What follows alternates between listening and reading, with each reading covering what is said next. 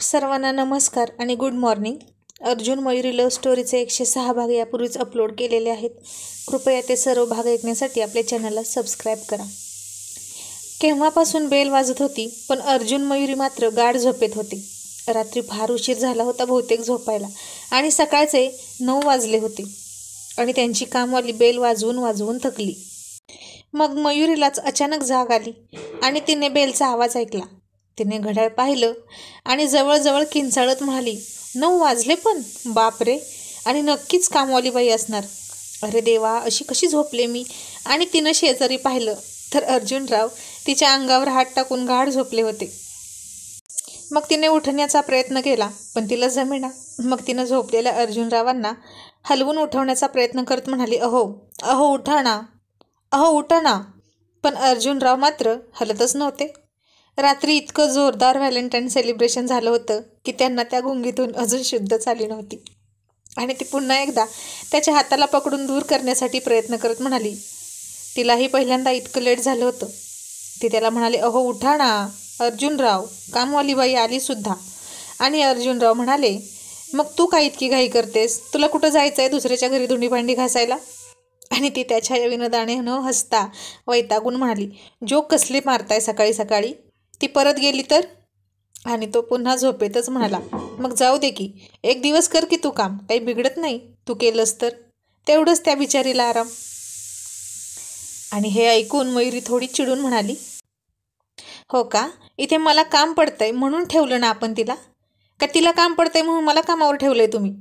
आणि झोपेतही तिच्या चिडकास्वर ऐकून अर्जुनराव गालात हसले. आणि ती म्हणाली, सोडा बरं, मला जाऊ द्या, नाही तर तुम्ही तरी दरवाजा उघडा. आणि त्यानं तिला सोडली आणि म्हणाला, पटकन जा, दार उघड आणि पुन्हा बेडरूममध्ये ये आणि दार बंद करून घे. आणि मयुरी हसत कशी बशी उठली. तिने गाऊन घातला आणि दार उघडलं तर ती बिचारी परत निघाली होती. मग तिनं तिला थांबवलं आणि मयुरीचा चेहरा पाहून तिने ओळखलं की इतका वेळ का लागला होता दार उघडायला. मग बाहेरचं काम सांगून मयुरी पुन्हा बेडरूममध्ये आली आणि आंघोळीला गेली. तिने आज तिचे केस धुतले आणि ती तिचे लांब सडक केस टॉवेलने आरशासमोर उभं राहून झटकू लागली.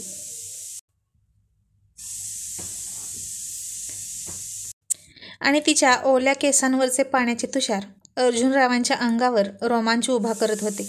मग काय, अर्जुनराव हळूहळू जागे झाले आणि डोळे चोळून ते तसेच थोडे पुढे सरकले आणि तिच्या पदराचं टोक हातात पकडून म्हणाले, मयू, मी तुझा पदर पकडला आहे हां. आणि ते आश्चर्याने म्हणाले, का? आणि पकडला तर असं कोण सांगतं का? आणि अर्जुनराव म्हणाले, तुझं झालं की तू पळून जाशील ना बाहेर, म्हणून पकडला आहे. आणि गुपचूप पदर पकडला असता ग, पण त्याच्या हिसक्याने पडलीस तर म्हणून सांगितलं. आणि मयुरी हसायला लागली आणि म्हणाली, किती ग बाई प्रामाणिक आणि खट्याळ माझा नवरा. आणि अर्जुनराव म्हणाले, मग मी आहेच प्रामाणिक, कोई शक? आणि मग त्याला रात्रीचं तिचं गिफ्ट आठवलं आणि तिला पाहून तो म्हणाला, मयू, काय सुंदर दिसत होतीस ग रात्री तू. मला तर प्रेमाचा डबल डोसच दिलास तू रात्री.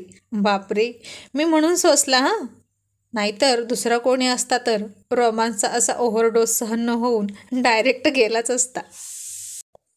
इतकी सेक्सी वाटत होती तू रात्री. आणि आता मयुराणी लाजायला लागल्या. मग ती त्याच्याजवळ आली आणि त्याच्या तोंडावर हात ठेवत लाजत लटक्या रागातच म्हणाली, काय हे असं बोलतात का? मग मी पुन्हा असलं काही करणार नाही हां, सांगून ठेवते. मग अर्जुनराव म्हणाले, अगं मस्करी केली ग. आणि ती पुढे म्हणाली, ती मस्करी नाही, आधी जे बोललात ते. म्हणजे तो तिला म्हणाला होता ना की या प्रेमाच्या ओव्हरडोसने एखादा असता तर जागीच गेला असता, म्हणून ती तशी म्हणत होती. आणि मग मला मस्करीतही असे विषय नकोत अर्जुनराव, कळलं? मग मला भीती वाटते. आणि तो म्हणाला, मयू, अगं मन घट्ट करायला शिक ना जरा. उद्या खरंच मला काही झालं तर तुझं कसं होईल? म्हणून मी तुला वास्तवाची जाणीव करून देत असतो. पण तू तर आणखीनच इमोशनल आणि हळवी होत असतेस. आणि आता ती खरंच थोडी भावूक झाली आणि म्हणाली, तुम्हाला माहीत आहे ना, तुमच्याशिवाय माझं काहीच होत नाही. मग कशाला असं बोलायचं? आणि स्वतःला जपा माझ्यासाठी. तो तिला कणखर बनवण्यासाठी असं बोलायचा, पण ती त्याचं ऐकूनच नाही घ्यायची.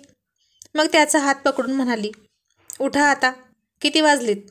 आणि अर्जुनराव तिला झोपूनच मिठी मारत म्हणाले, अगं उठूच वाटे ना, रात्री खरंच जरा जास्तच झाली ग. देशी आणि विदेशी दोन्ही नशा चढल्या बघ मला एकदम.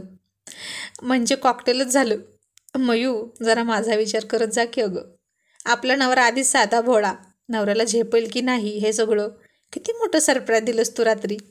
आणि ती हसून म्हणाली, हो का, किती साधा भोळा नवरा आहे ना माझा.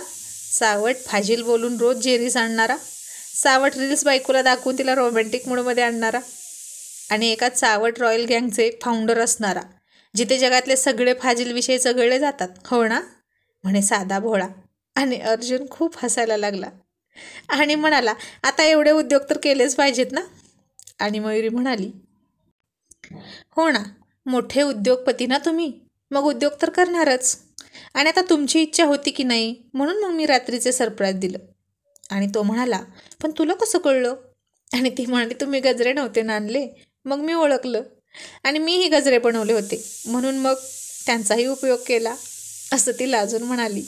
आणि जर तुमची इच्छा आहे तर ती नको का पूर्ण करायला, पण उठा ना आता, असं म्हणून तिनं तिचे ओले लांबसडक केस त्याच्या चेहऱ्यावरून फिरवले आणि त्याची झोप गायब झाली.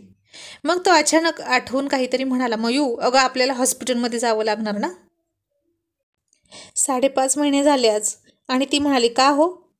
आणि डोक्यावर हात मारत तो म्हणाला, माझी सोनोग्राफी करून घ्यावी म्हणतो, मी प्रेग्नेंट आहे ना. आणि ती खूप हसली. काय हो अर्जुनराव, किती मस्करी करत असता. आणि तो म्हणाला, मग आता तुला कळायला नको का की आपण का जातो दवाखान्यात, तुझं चेकअप करायचं आहे ना. आणि ती म्हणाली, हो जायचं आहे, माहीत आहे मला, पण डॉक्टर मॅडम आल्या का परत, त्या टूरवर गेल्या होत्या ना. आणि तो म्हणाला, हो म्हणूनच म्हटलं आपण आजच जाऊया आणि 5व्या महिन्याची सोनोग्राफी राहिली होती ती सुद्धा करून घेऊया. 5 महिने पूर्ण झाल्यावर ते दोघेही गेले होते, पण डॉक्टरच नव्हत्या, टूरवर गेल्या होत्या. आणि दुसरा कुठला डॉक्टर मयुराणीला नको होता, फक्त लेडी डॉक्टर तिला चालत होती, का तर लाज वाटते.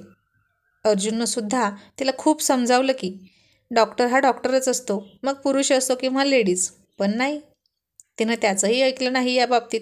नवरा सोडून इतर कुठल्याही पुरुषानं तिला हात लावलेला चालत नव्हता. आता या खोळीला कुणी समजून सांगायचं म्हणून अर्जुननं सुद्धा तिचा नाद सोडला. आणि ठीक आहे आपण जाऊया, असं मयुरी म्हणाली.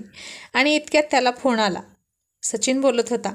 आणि अर्जुन म्हणाला, मग काय रे सचिन, इतक्या सकाळी सकाळी बरी सवड मिळाली रे तुला, आणि कसा चाललाय पाहुणचार.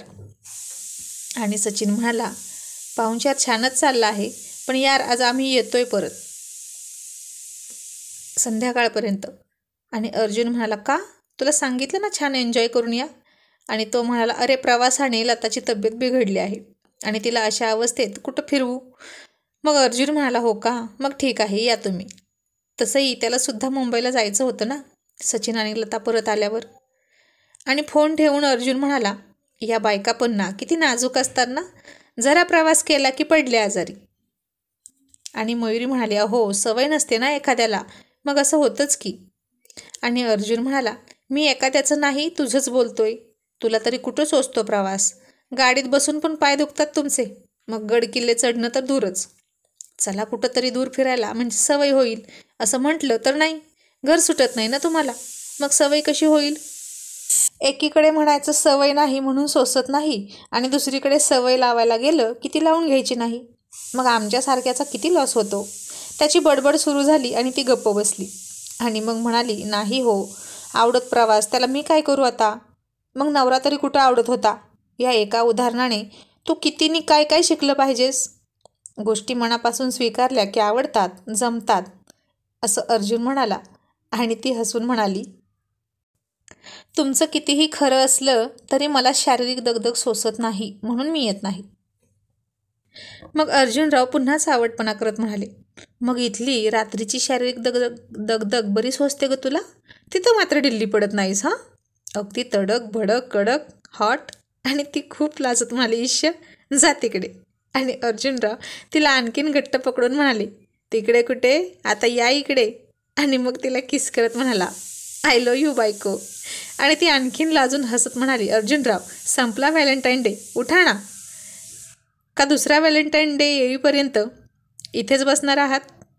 आणि पुन्हा चावटपणा करत तिच्या पाठीवर बोटं नाचवत म्हणाला, तू म्हणत असशील तर आताही होईल पुढच्या वर्षीचा व्हॅलेंटाईन डे साजरा, इन ॲडव्हान्समध्ये, चल करूया. आणि रात्रीची नशा उतरवायला काहीतरी उतारा दे ना, आणि ती त्याला फटका मारत म्हणाली, निर्लज्ज कुठले, मनच भरत नाही ना तुमचं? तुम्ही फॅक्टरीत नाही का जाणार?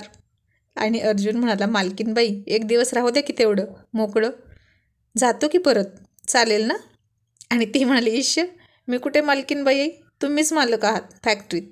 आणि तो म्हणाला, आता तू तिथं कधी येतच नाही ना, नाहीतर तुला कळलं असतं की मालकिनीचा काय रुबाब असतो.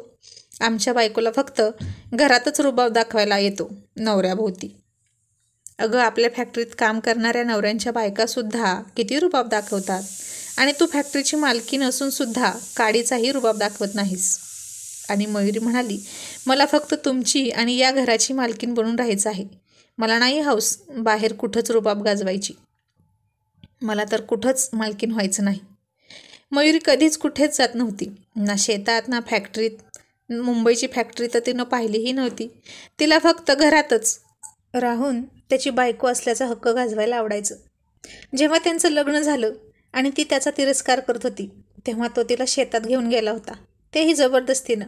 आणि तिथं तिची ओळख ही तुमची मालकीण असंच करून दिली होती. आणि तिला तिची ही नवीन ओळख मिळाली होती, आणि तीच ओळख तिला खूप खूप आवडली. मग तिनंही मनाशी ठरवलं की तो जर माझ्यावर मी नको म्हणत असतानाही इतका हक्क गाजवत असेल तिचा मालक असल्याचा, तिला जबरदस्ती खायला घालून, उचलून गाडीत बसवून आणि शॉवरखाली देखील त्याने तिला नेऊन ठेवलं होतं आणि आंघोळ घालतो म्हणाला होता. किती किती ते हक्क गाजवणं, मी तुझा मालक आहे असं म्हणून. एकतर लग्न जबरदस्ती आणि प्रत्येक गोष्टीत जबरदस्ती. पण ही जबरदस्ती होती प्रेमाची, फक्त प्रेमाची. आणि मयुरीला हे थोडं उशिरा समजलं. आणि आता तीच जबरदस्ती खूप खूप हवीशी वाटत होती. त्यानं तर त्याची स्टाईल अजिबात सोडली नाही, आणि अजूनही तो तसाच होता. मग हिलाच हिचा हेका सोडावा लागला. मग तिनंही ठरवलं, आपणही आता त्याची मालकीण असल्याचा हक्क गाजवायचा. असं वाटून तिनं त्याचा स्वीकार केला, आणि तेव्हापासूनच ती सुद्धा त्याची मालकीण झाली. आणि आता तिला दुसरी कोणतीही ओळख नकोच होती. फॅक्टरीची मालकीण, गाडीची मालकीण, काही नको, फक्त अर्जुनची बायको. म्हणूनच तिला कोणीही ओळखावं असंच तिला वाटायचं. आणि अर्जुनराव म्हणाले, अख्खं जग बदलेल, पण माझी मयुराणी अजिबात नाही बदलणार. ती फक्त एकदाच बदलली त्याच्यासाठी. अर्जुनराव मात्र अजिबात बदलले नव्हते. ते होते तसेच होते, खट्टे मिठ्ठे. पण आधी न आवडणारे हेच खट्टे मिठ्ठे अर्जुनराव आता खूप आवडू लागले होते. अर्जुनरावांसारख्या संभाषण चतुर असणाऱ्या माणसाला मयुरीसारखी सालस, लाजरी बुजरी मुलगी नसती पटली तरच नवल. आणि ती त्याला अशी काही पटली की आता 7 जन्म तरी अर्जुनरावांना नो टेन्शन. तर अशी ही मितभाषी, साधी भोळी आणि खुळी, साजूक तूप गुळाच्या खड्यासारखी गोड असलेली मयुरी, आणि संभाषण चतुर, हुशार, चाणाक्ष, पाण्याच्या आधीच वळण बांधणारे, चावट, फाजील, मिरचीचा झणझणीत ठेचा असलेले, त्यांच्या नादी कोणी लागला तर डोळ्यातून पाणी काढणारे आणि पाणीही न मागू देणारे अर्जुनराव. खट्टा मिठा मुरांबा आणि गोड गोड रसगुल्ला यांची केमिस्ट्रीच एकदम हटके होती. मग संसारही असाच हटके होणार ना.